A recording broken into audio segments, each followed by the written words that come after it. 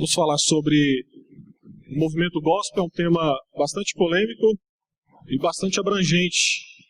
Então eu creio que em uma hora não dá para falar tudo, mas pelo menos uma visão geral daquilo que é o movimento gospel e que nós, de certa forma, estamos inseridos. Então vamos nos aquietar.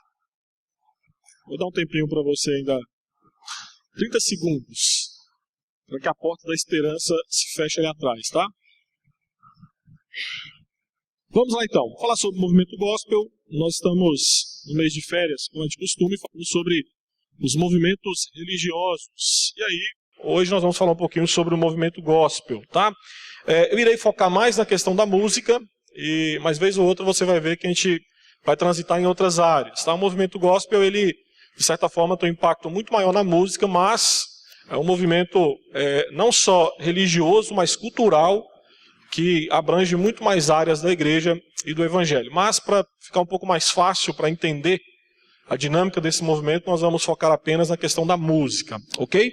Eu quero começar mostrando para você que, em 2010, uma pesquisadora que é metodista, ela, de certa forma, é evangélica, o nome dela é Magali do Nascimento Cunha, ela escreveu um livro, e nesse livro ela trabalha a ideia de que o movimento gospel, ele mudou o modo de ser evangélico no Brasil, tá? Então, a perspectiva dela nesse livro, e eu vou citar algumas coisas desse livro, basicamente pega essa tônica, essa ideia de que o movimento gospel não é simplesmente algo que tem a ver com música, mas é um movimento que abrange muito mais áreas do que diz respeito ao evangelho no Brasil. E nessa reportagem, que ela foi entrevistada por um site cristão, perguntaram para ela como que ela definia a cultura gospel. E aí ela respondeu que o movimento musical, chamado gospel, resultou deste processo sócio-religioso e abriu caminho para outras expressões. Isso quer dizer que testemunhamos uma ampliação sem precedentes do mercado religioso e de formas religiosas mercadológicas. Há também uma relativização da negação do mundo, tão cara aos evangélicos brasileiros. O corpo é valorizado, assim como a diversão. Com isso, temos uma nova cultura experimentada, um novo modo de ser evangélico, privilégio à expressão musical, envolvimento no mercado e espaço para o lazer e o entretenimento, ok? Ainda segue mostrando algumas coisas no livro, tá?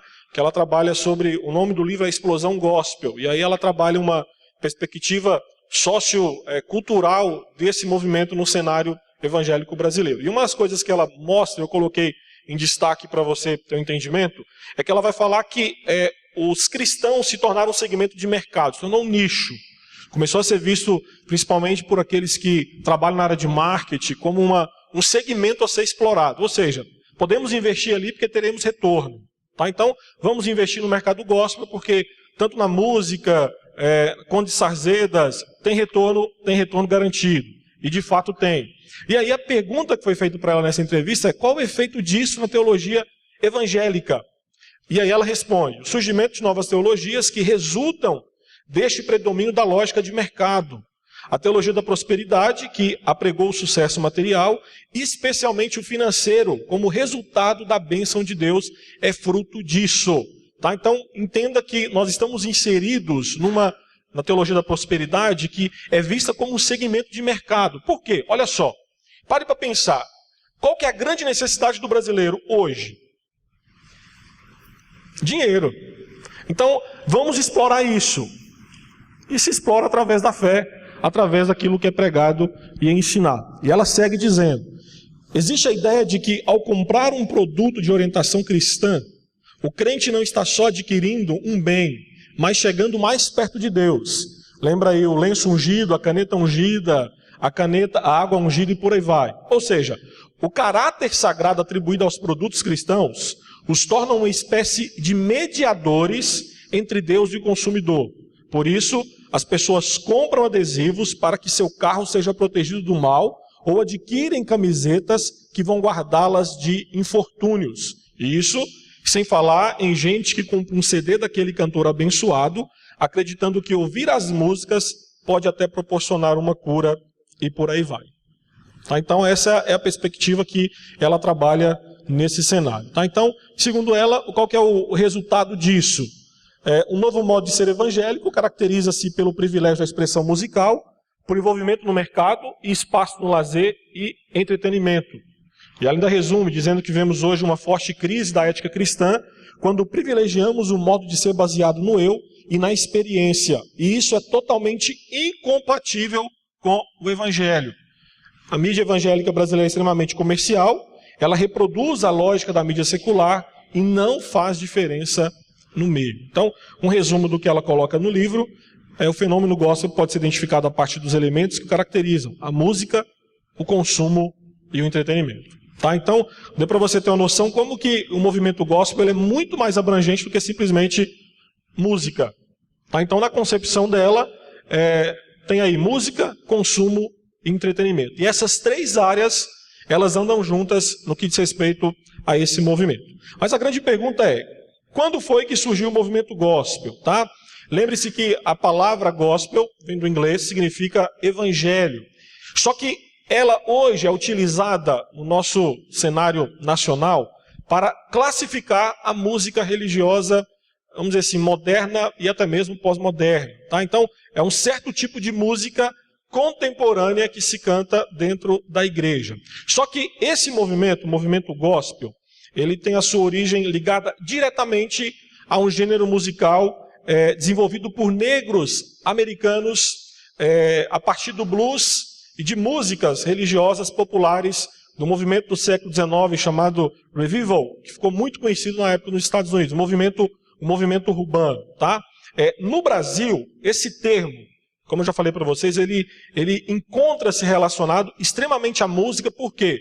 Porque a partir da década de 1990, início de 1990, ficou extremamente conhecido e começou a se popularizar a ideia de música gospel e por aí vai. Tá? Deixa eu citar aqui para você um outro escritor, o João de Oliveira Matias, em um artigo sobre o movimento gospel, estratégia de proselitismo, ele afirma que, mais precisamente, tal termo encontrou na igreja Renascer em Cristo um selo industrial para ser utilizado como nome de diversos produtos geridos pela igreja, tal como TV gospel, revista gospel, e aí vai. Aí você vai ver uma infinidade de coisa gospel, tá? Você vai ver filme pornô gospel, você vai ver sutiã gospel. É sério, e tem mesmo, tá?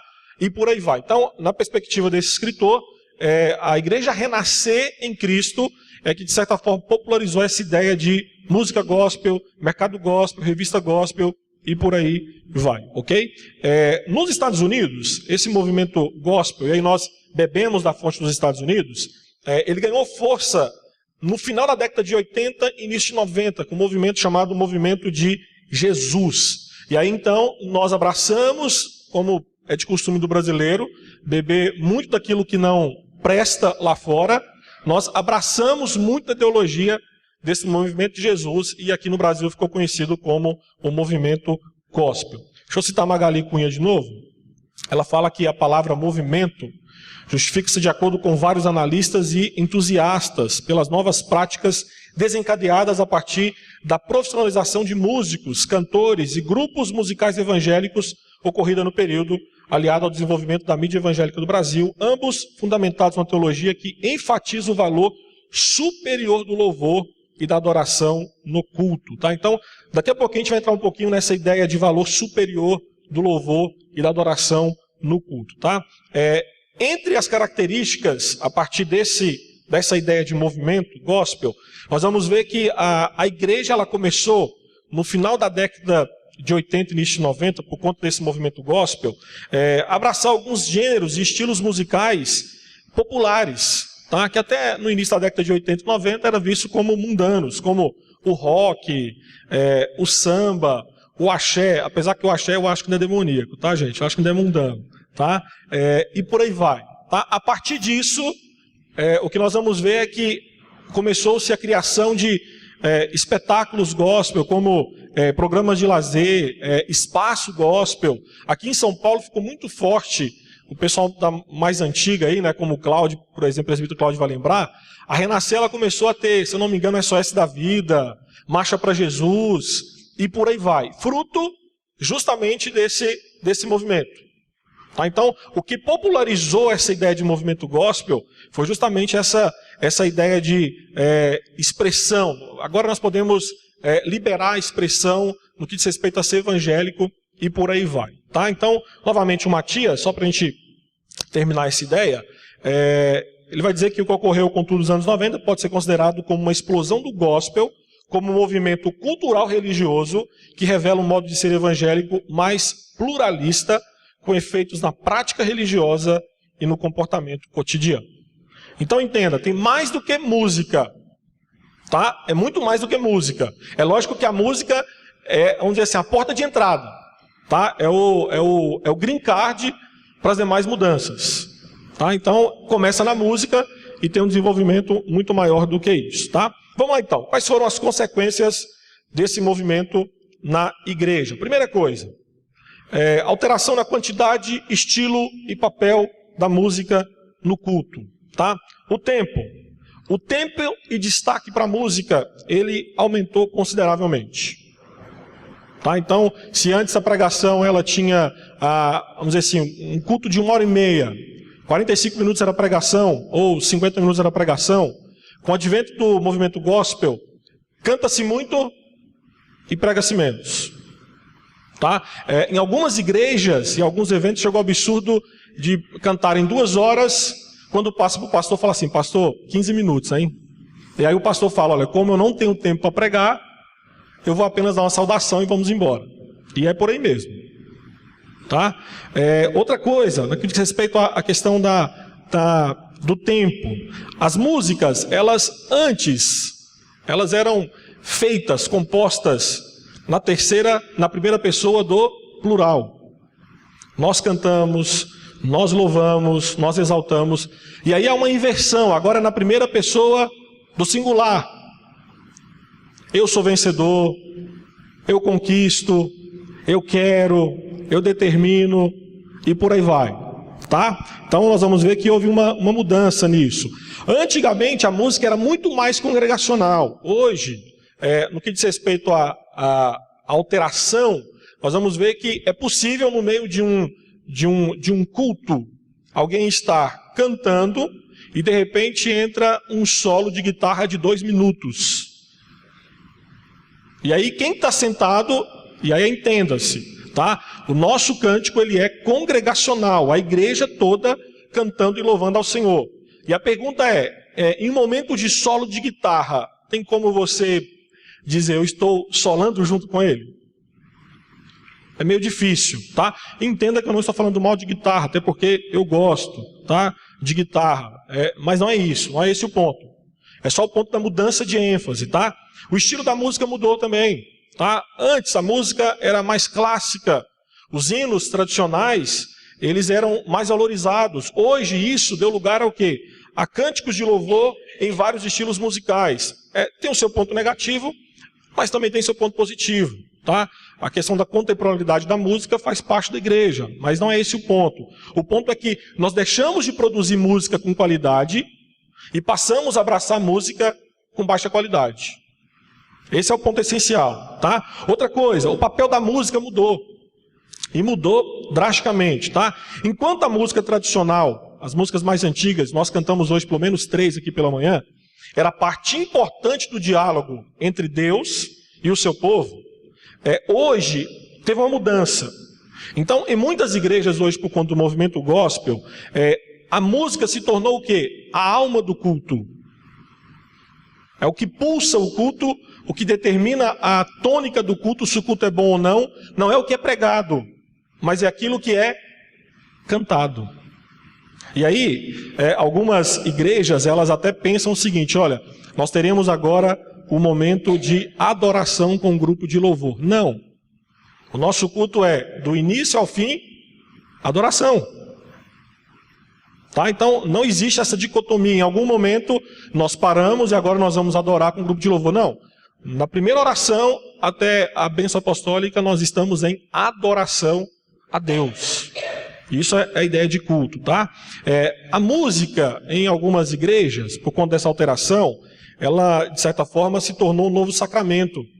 Então, para muitos, ela transmite uma ideia de como se fosse uma intermediária. Ou seja, nós precisamos dela para chegarmos a Deus. Porque se nós não tivermos a música, nós não iremos conseguir ter contato com Deus. E aí, olha só, em alguns ambientes, a música ela é vista como um instrumento para criar uma atmosfera para a adoração ao Senhor.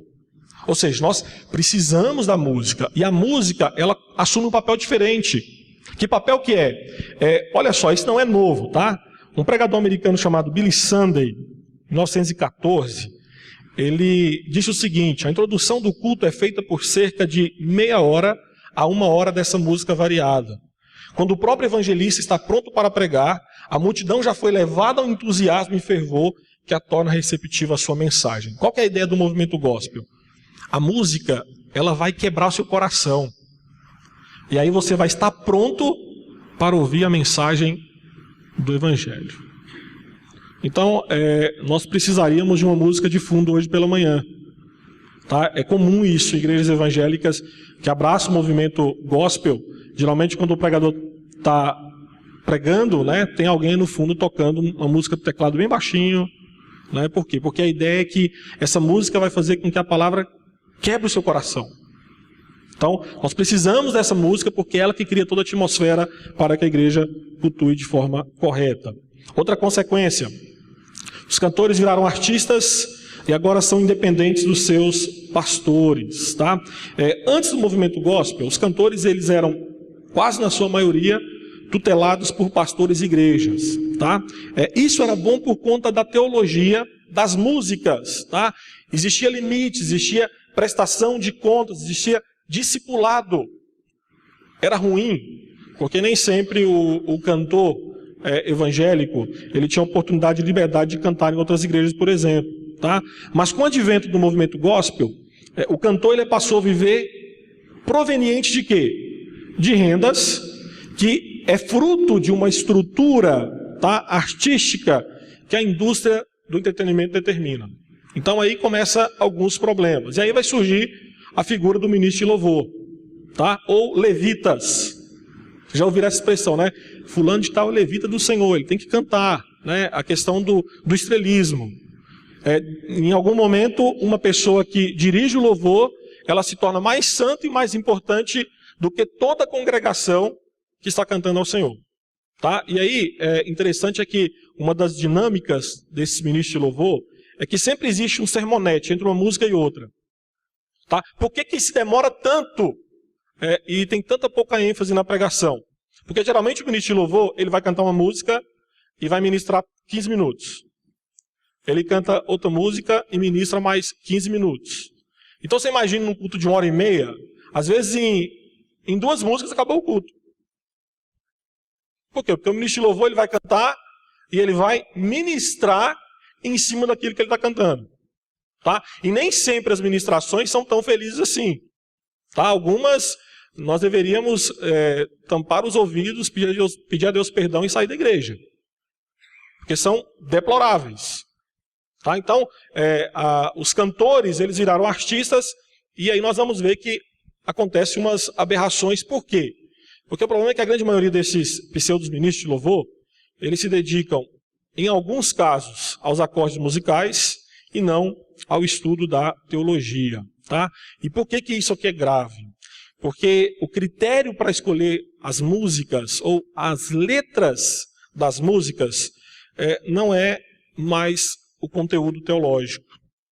Mas o critério se torna o quê? Aspectos estéticos, artísticos e às vezes o gosto do ministro de louvor. Tá? Vamos lá então. Terceira consequência aí.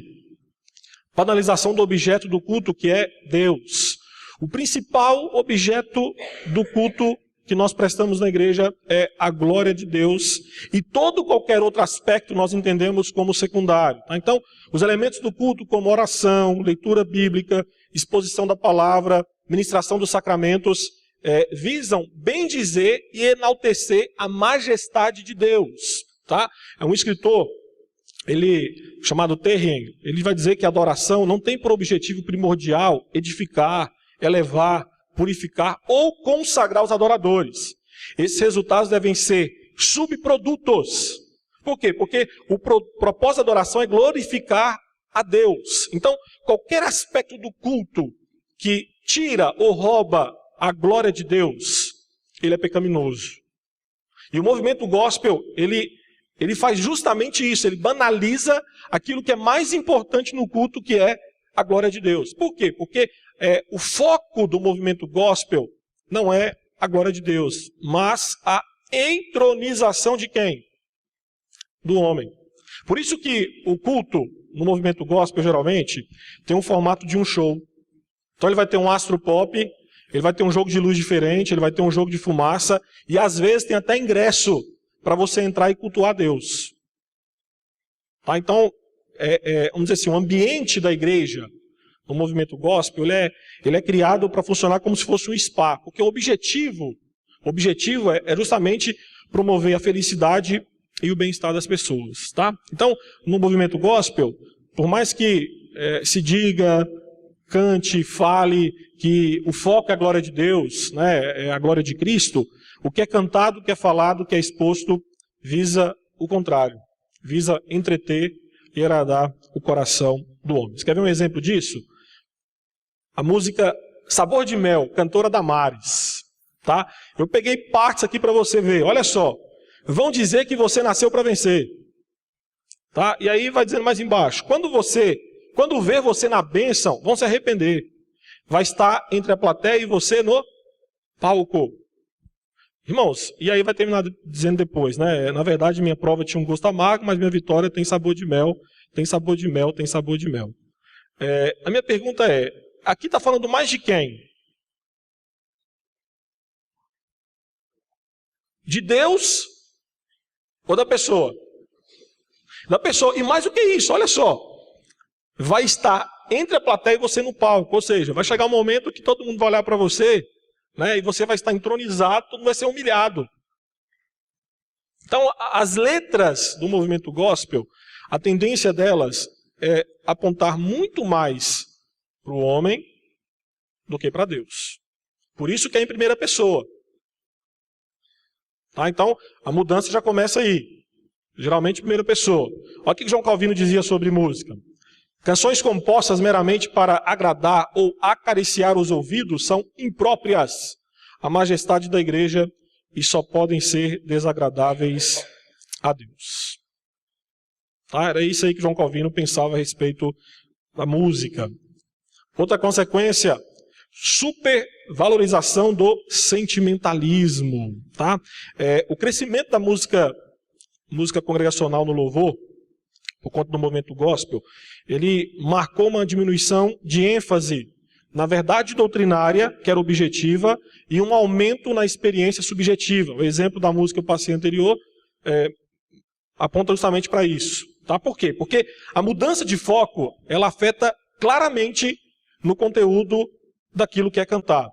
Tá? Então, enquanto as canções mais antigas, antes do advento do movimento gospel, os hinos mais tradicionais, eles procuravam glorificar a majestade de Deus. Nós cantamos nessa manhã, vocês viram, Tu és fiel, Senhor. Né? As músicas do movimento gospel, em grande maioria, tá? Não são todas, mas em grande maioria, glorificam o sentimentalismo puro e simples.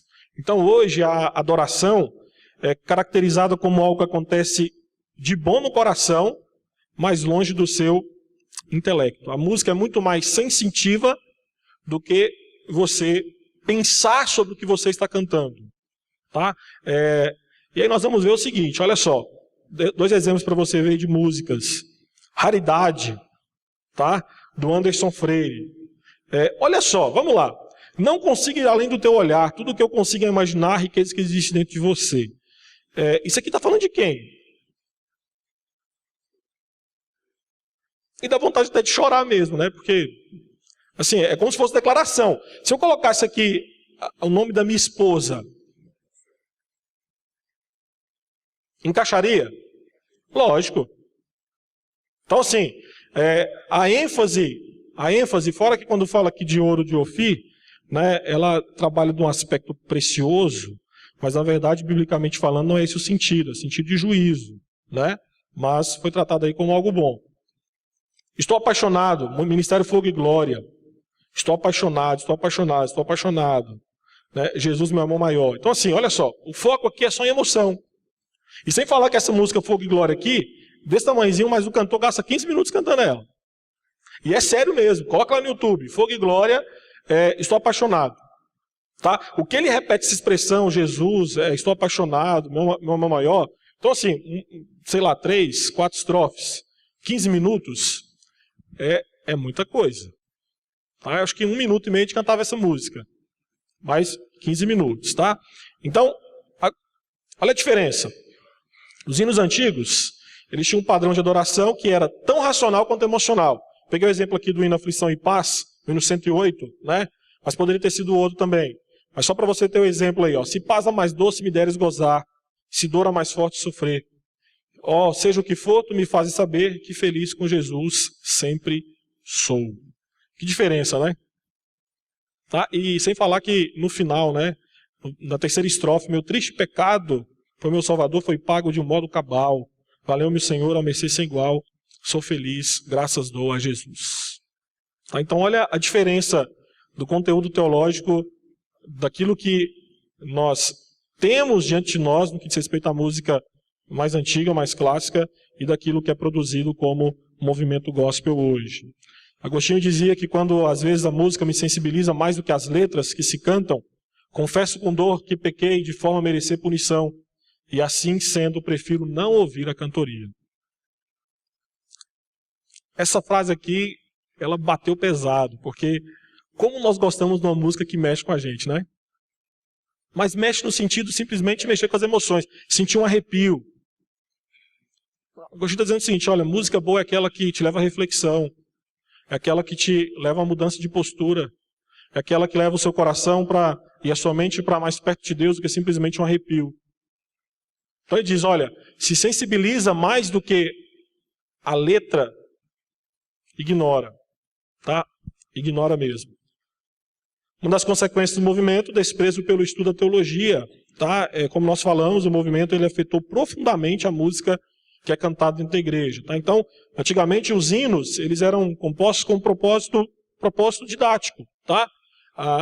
Eles eram escritos para ensinar e reforçar conceitos bíblicos e doutrinários no contexto de louvor direcionado à pessoa de Deus. Então, os hinos mais antigos, antes do advento do movimento gospel, eles visavam a adoração a Deus, proclamando sua verdade de uma maneira que aumentava a compreensão da verdade revelada de Deus pelo adorador.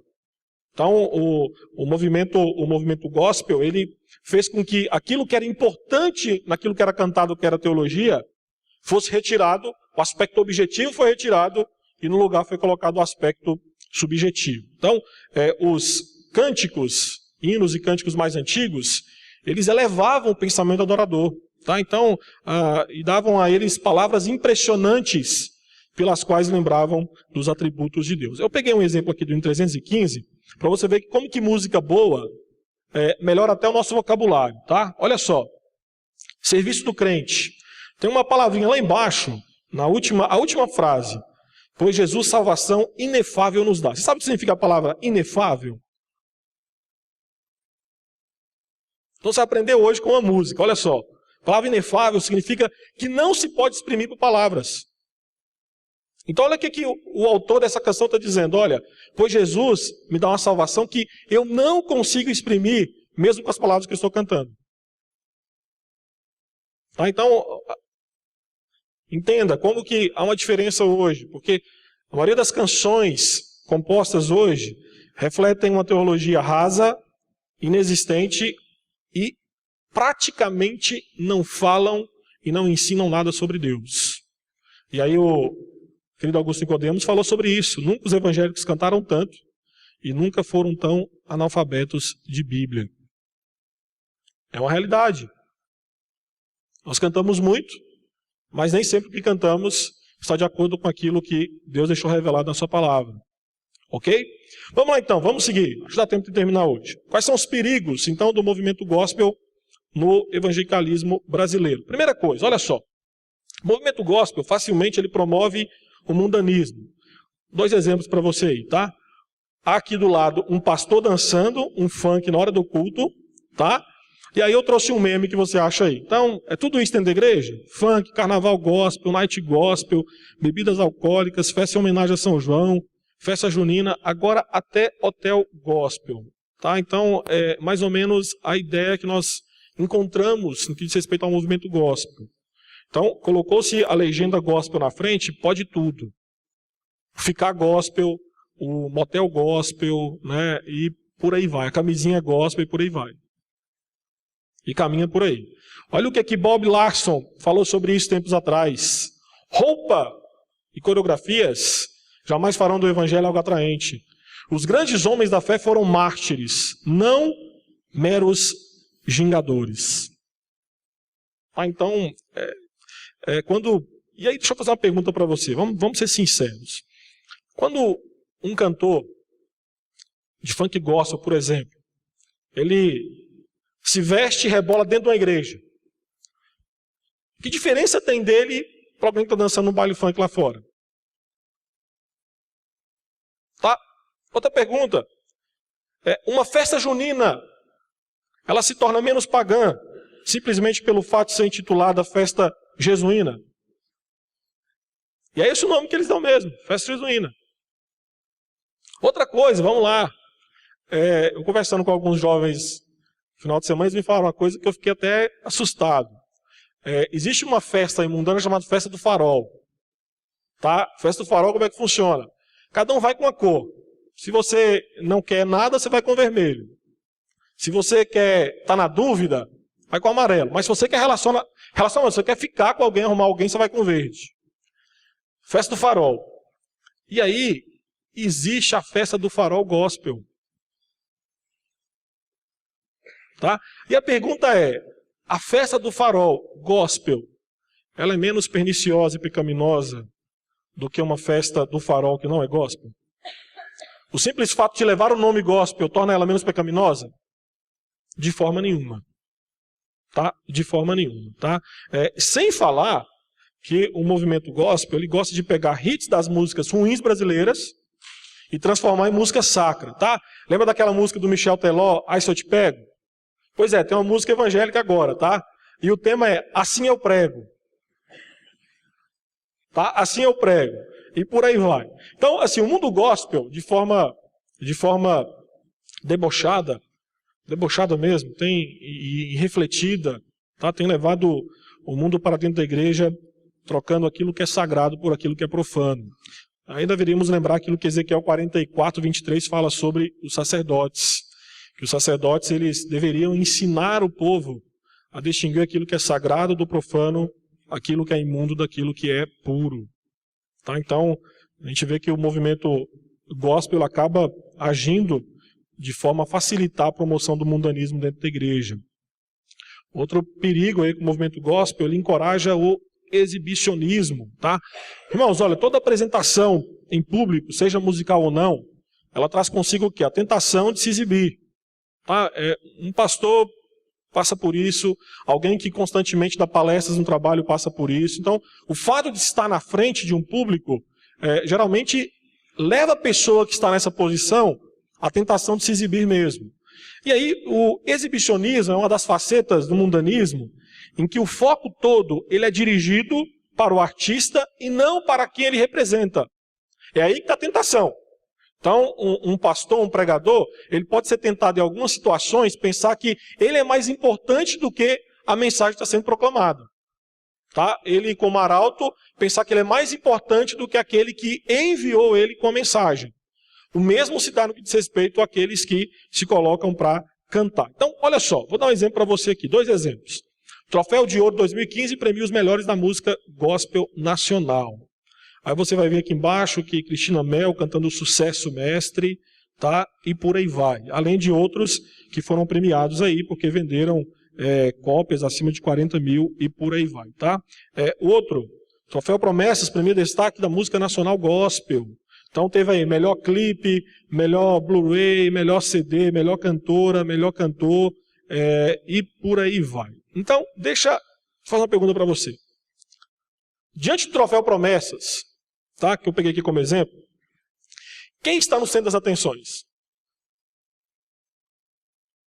É Jesus ou o melhor cantor, o melhor CD, o melhor videoclipe, por aí vai? Tá? Outra coisa, tá? Os artistas gospel, eles passam a ser conhecidos, comentados e copiados nos moldes dos artistas seculares. Tá? E aí começa um problema. Por quê? Porque a mensagem que o movimento gospel ele passa é que a música gospel ela é tão boa e ela é tão vendável quanto qualquer outro segmento musical. Então já não há mais distinção entre aquilo que é sagrado e aquilo que é profano. O interesse é em vender. Então, se para vender eu tenho que produzir uma música de qualidade teológica inferior, vamos lá. Por quê? Porque eu quero ser o melhor, quero ter o CD mais vendido, quero ter o melhor videoclipe. E por aí vai. Tá? Além disso, existe também o fato que alguns cantores famosos, geralmente eles cobram cachês. Então, irmão, eu queria convidar o senhor para estar conosco numa conferência missionária, o senhor nos abençoar com a sua música, né? Não, então, eu cobro 10 mil reais por uma hora. Então se cobram 60 mil, tá? Eu sei de um cantor gospel que geralmente ele manda uma relação daquilo que tem que ter, no que diz respeito a instrumento na igreja. E se a igreja não cumprir aquilo, ele não vai. Tá? Então a caixa de som, sistema de iluminação, a fumaça, ele manda uma lista, além do cachê de 60 mil reais. Lógico, tem que pagar a locomoção dele de 50 quilômetros da casa dele para a igreja. Então é caro mesmo. Tá? E por aí vai. Então, deixa eu fazer uma observação aqui. Não é errado, tá? Um cantor ele receber oferta da igreja. Não é errado. Tá? Mas existe uma grande diferença entre você receber uma oferta para você servir ao Senhor na casa do Senhor e você receber um cachê que você estipula. E aí eu estou falando o seguinte, olha, eu sei que o cantor, né, o músico na igreja, ele tem suas despesas, ele tem que ensaiar, ele tem que comprar instrumento musical, ele tem que comprar corda, às vezes ele tem que abençoar quem faz parte da banda. Isso é necessário ele ter essa ajuda da igreja. Só que ele não pode, em detrimento disso, explorar a igreja. Então, a minha dificuldade com o movimento gospel é que, independente da igreja, se ele vai cobrar 50 mil reais e não abre mão disso. Então, a minha preocupação é que fica um apego muito grande ao dinheiro e muito pequeno a forma de abençoar a igreja através da sua música.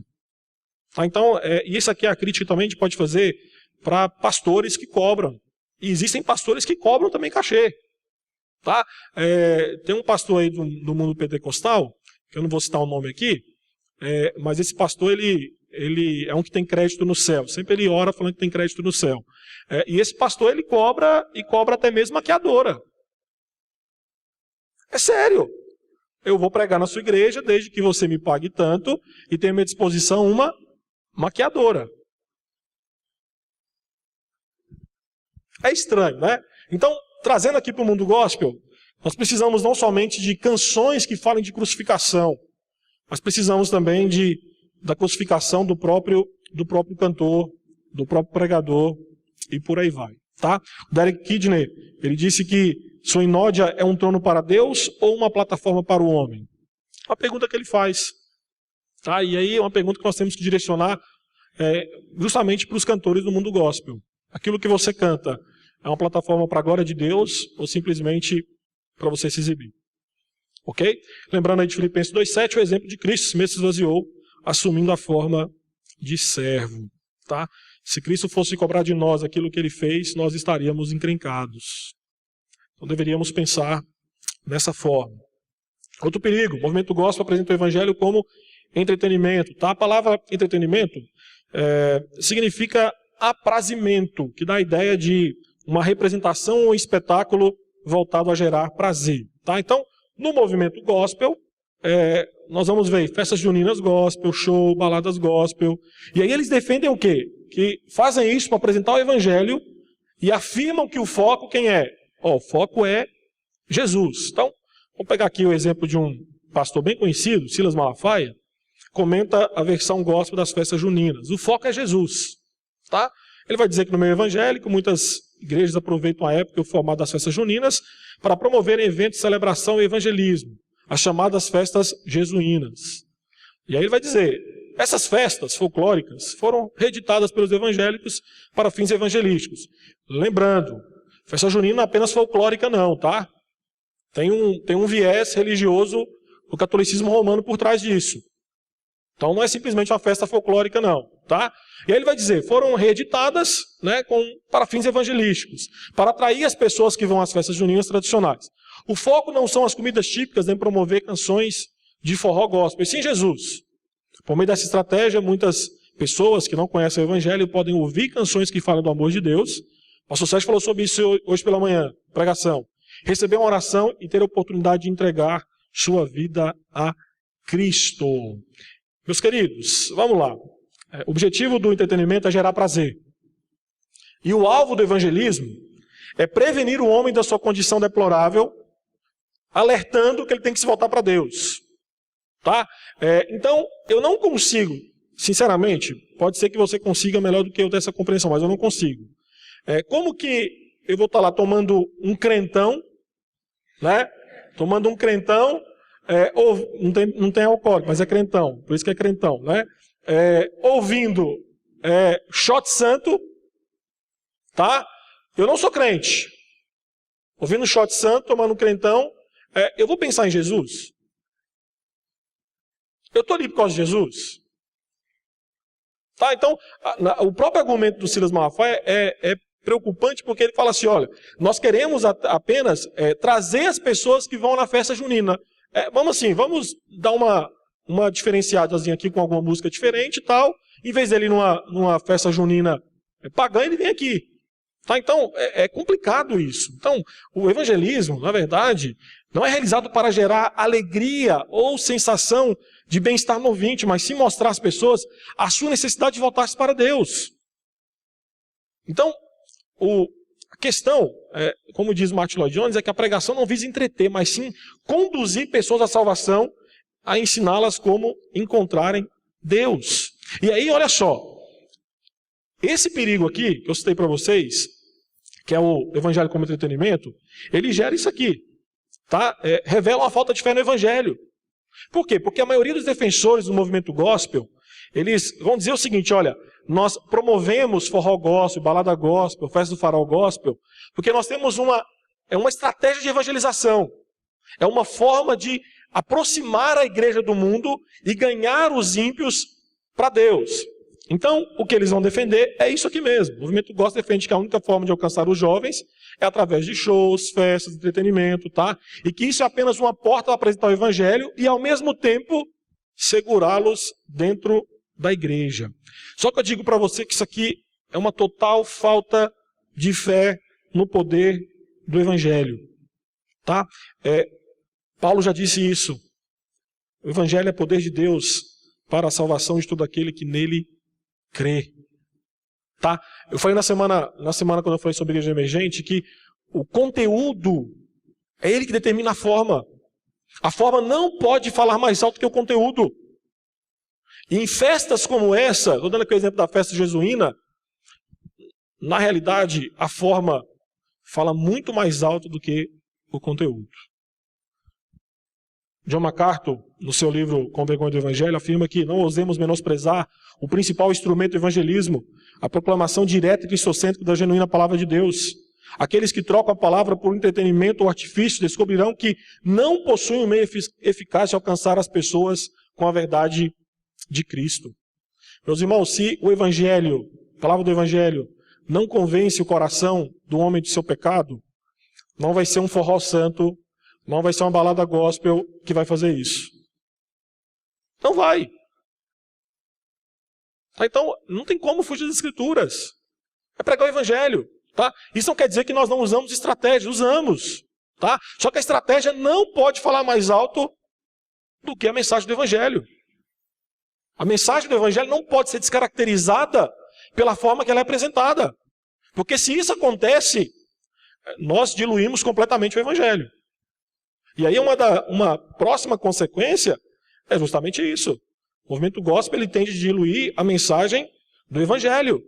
Tozer, escritor americano, já falecido na década de 50, 60, ele já denunciava isso, dizendo que muita coisa que passa por cristianismo neotestamentário é pouco mais que a verdade objetiva, adocicada com canções e tornada saborosa por meio de entretenimentos religiosos. Então, década de 50 e 60, já denunciava os Estados Unidos. Parece que ele está vivendo aqui no Brasil. E hoje? Então, quando nós ouvimos aquilo que é cantado no movimento gospel, por exemplo, dá para perceber como que a mensagem do Evangelho ela é diluída justamente para ser vendida. Então, a música ela é gravada pensando em agradar e glorificar não é a Deus, mas é o público que é visto como segmento de mercado. É um nicho que precisa ser alcançado. Vendas que precisam ser feitas. Vamos dizer assim, é uma gravadora que precisa ser satisfeita.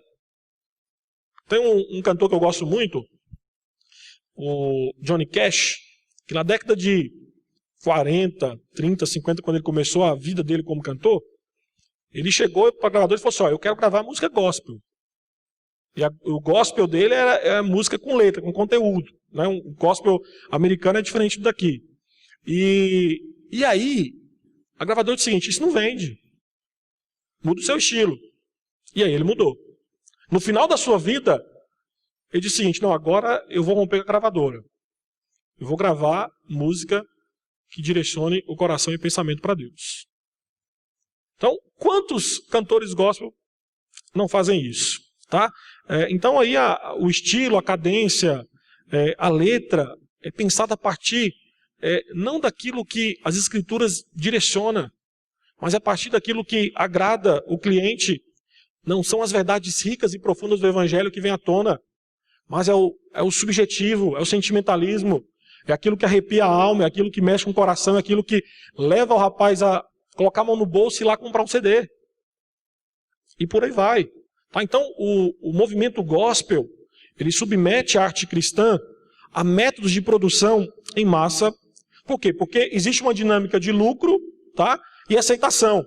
Então, tem que ser uma produção que, de certa forma, vai alienar uma massa em prol da sobrevivência. Então, é um aspecto puramente mercadológico e por aí vai. E aí, no que tange ao aspecto teológico, conteúdo teológico, nós vamos ver perda do ensino, tá? O louvor a Deus e a adoção, o louvor a Deus é substituído por uma adoção um pouco mais de autoajuda, subjetivista, egocêntrica e cheia de frases feitas. Tá? Então, falar da depravação do homem, a necessidade de arrependimento genuíno, renúncia, isso aí, meu irmão, isso aí ofende o consumidor. Vamos fazer uma música mais de boa, mais light, que fala só do amor de Deus, porque vende. E por aí vai, ok? Diga, Lia.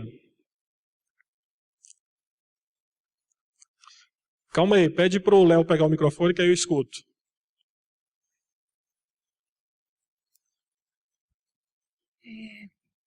Diga. Me incomoda um pouco, às vezes, como é falado, eu fico preocupada assim, até que ponto a gente consegue diferenciar o que você está dizendo que é gospel e o que não é. O que é aquilo que a gente deve ou não cantar ou acreditar que é uma música que eleva os nossos pensamentos a Deus. Você disse no começo que, às vezes, as músicas gospel falam muito sobre a primeira pessoa. E nós cantamos, eu fiz uma lista de música aqui que a gente canta na igreja, na primeira pessoa. Então, a minha preocupação é que quando você fala assim, em alguns momentos a gente vê cantando aqui achando que nós estamos, talvez, nesse movimento, ou, por outro lado, a gente deixa de cantar coisas que eu considero que forem importantes para mim e na minha vivência na igreja, e que eu não acho que é só de um movimento. Então, em alguns momentos, o cantor coloca como uma poesia, assim como Davi coloca como uma poesia, né? Quando ele fala, enquanto eu me calei, né? Então, ele está falando na primeira pessoa. Então, tem outras coisas, eu vi hinos, né? Fiz uma lista aqui. Então, assim, a minha preocupação é a gente saber separar. E não ficar tão certo, okay. Né? Você falou também na questão Então, Lia, espera aí que essa primeira pergunta sua eu respondo na última aplicação. Tá? Vai, pode ir. Como fazemos para isso? E a questão da questão de dinheiro, né? E a gente, eu vi que você falou sobre, eu acho que eu entendi que você está falando nos extremos. Sim, porque nos o extremos. dinheiro, até pastores que a gente conhece no nosso meio, nem sempre vem por conta da oferta que a igreja vai passar. Então, acho que é só uma questão de deixar mais claro isso, né? Então, eu não sei se você percebeu, mas quando eu falei sobre a questão do cantor gospel, ele receber, eu falei que não é errado a igreja o abençoar. Tá? E aí eu até dei o exemplo que, da mesma forma que cantores, eles cobram cachês e cachês absurdos, tá? Ao mesmo tempo existem pastores também que fazem isso. Tá? Sim, Então, qual que é a dinâmica da IPB? Eu estou falando de uma igreja que... Vou falar de duas igrejas que eu conheço. IPB é Assembleia de Deus. Assembleia de Deus que fui criado até meus 20 anos e sei que a dinâmica lá é de pastores que cobram cachê. E cobram alto. Tá? E cobram alto mesmo. Então eu vou falar para você que eu participei de realização de congressos de jovens e que nós entrávamos, eu fui tesoureiro 2 anos de congresso de jovens. E era um congresso que tinha aí, por dia, uma média de 5.000 pessoas. Tá? Então, era de manhã, tarde e noite. E a perspectiva era, nós vamos chamar quem? Ligávamos para um, não, eu vou, desde que vocês paguem a minha estadia, a minha passagem aérea para 2 pessoas acompanhando. Sua esposa, não, meu assessor e fulano de tal. Tá? E aí tinha pastores que faziam o seguinte, Lia.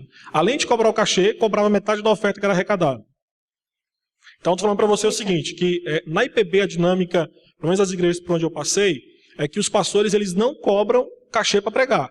E não cobra mesmo. Tá? Por quê? Porque nós entendemos que a igreja já nos abençoa com as congras pastorais. Então, nós fazemos isso porque nós servimos ao Senhor através disso. Né? O que acontece quando a IPB convida um pastor para pregar? Vamos dar um exemplo. O pastor Nicodemo vai vir para cá. Tá? Geralmente o que acontece é que a igreja ela abençoa com uma oferta e as despesas de viagem, mas não é estipulado por quem está vindo. Eu entendi. Entendeu? Eu conheço bem aqui, né? Estou há muitos anos aqui, mas eu fico preocupado com pessoas novas que estão no nosso meio de entender, de diferenciar isso. A minha preocupação maior é essa. Tá bom, tá? Então, daqui a pouquinho, na última pergunta, na última aplicação, Lia, eu consigo responder a sua primeira pergunta, ok? Vamos lá então, olha só, os compositores cristãos, primeira aplicação, precisam levar suas tarefas a sério, tá? Meus irmãos, compositores são professores também, tá? Então, muito do que nós aprendemos da verdade revelada de Deus, tem, vamos dizer assim, um forte apego àquilo que nós ouvimos. Verdades são mais fáceis de ser aprendidas através da música do que através da pregação, e isso é um fato.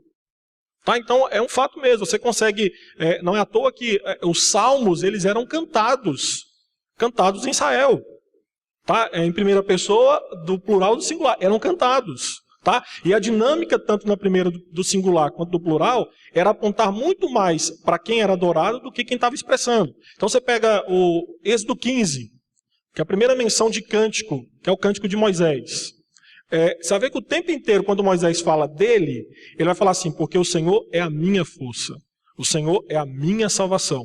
Mesmo quando ele fala dele, a tônica é apontando para Deus. Tá? Então, quando eu falei, Lia, da mudança da primeira pessoa, do singular, né, do plural para o singular, é que nós perdemos a ideia de cantarmos em congregação. Tá? Não a ideia que não se pode fazer isso. Tá? Então, acho que pode ser que eu não expliquei na hora, mas a ideia é que nós perdemos essa ideia de cantarmos juntos na igreja. Tanto é que eu dei o exemplo do solo de guitarra, não foi? Foi isso mesmo. Então, foi mais ou menos nessa lógica. Não que seja pecaminoso cantar em primeira pessoa, não é isso. Tá? Mas a ideia é que, quando nós cantamos em congregação, o bom é que nós possamos cantar na primeira pessoa do plural. Ok? Então, vamos lá então. Uma das aplicações que é importante pensar é que os compositores, eles têm que ser, e tem que ser mesmo, hábeis em teologia. Eles têm que conhecer as escrituras sagradas, no nosso caso aqui presbiteriano, os nossos símbolos de fé, para que possam compor músicas dentro daquilo que nós professamos e confessamos. Então é meio discrepante você pregar uma teologia calvinista e a música que é cantada na igreja tem um cunho arminiano. Então, quem que pode nos ajudar nisso? São os compositores. Tá? E a nossa oração é que as igrejas elas possam investir nisso. Tá? Elas possam cultivar em crentes, em pessoas que crescem na igreja, tendo uma teologia saudável, que têm disposição e tem o chamado de Deus para isso, tem que investir nisso, tem que abençoar nisso. Tá? Lutero dizia que a música de qualidade ela é um eficiente veículo para explicação do texto. Serva, portanto, e não espetáculo por si mesmo. Ou seja, ele está dizendo, a música, ela não é simplesmente algo que tem que se mostrar. Ela tem um aspecto didático. E ela pode e deve ser serva daquilo que é pregado. Tá? Uma citação aqui do maestro Parcival, ele diz que Lutero entendia que boa música poderia fixar as verdades teológicas anunciadas. E é um ponto. Tá? Quando você canta uma música que ela é totalmente bíblica, você está colocando na sua mente de forma muito mais fácil verdades eternas do que aquilo que você está ouvindo agora. Tá? Você quer ver como é que música não sai da cabeça? Vamos lembrar alguns jingles antigos aí? Aquela do Danoninho. Lembra? Me dá, me dá, me dá. A gente não esquece. Tá? Lembra do Big Mac?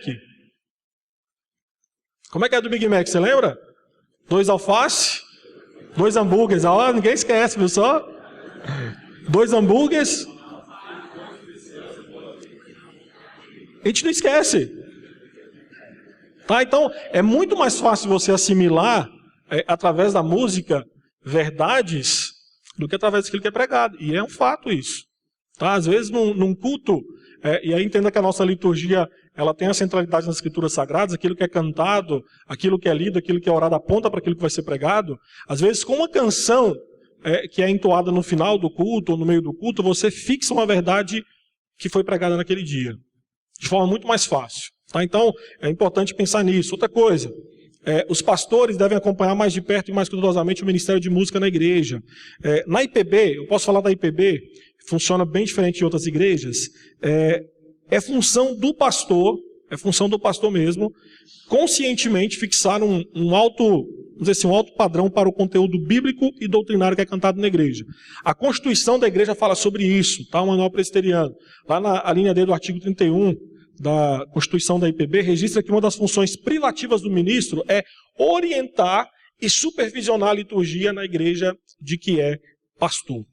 Tá? Então, é função e prerrogativa do pastor na IPB ele ter a responsabilidade da docência na igreja. E se nós entendemos que a música ela ensina, a música também está debaixo da tutela do presbítero docente da igreja, que é o pastor. Então, a tendência normal é que pastor e conselho andem juntos quanto a isso. No que diz respeito a analisar o que é cantado, determinar aquilo que pode, aquilo que não pode.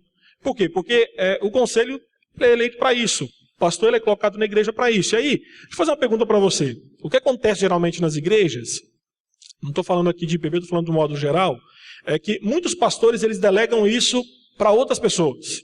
Então, vou dar um exemplo. Um jovem de 20 anos, ele assume o ministério de louvor da igreja, ele é o ministro de louvor, e aí está sobre a tutela dele escolher as músicas que são cantadas. Eu pergunto para você, você teria coragem de ir num médico que ainda não estudou, mas que vai estudar, com 20 anos de idade?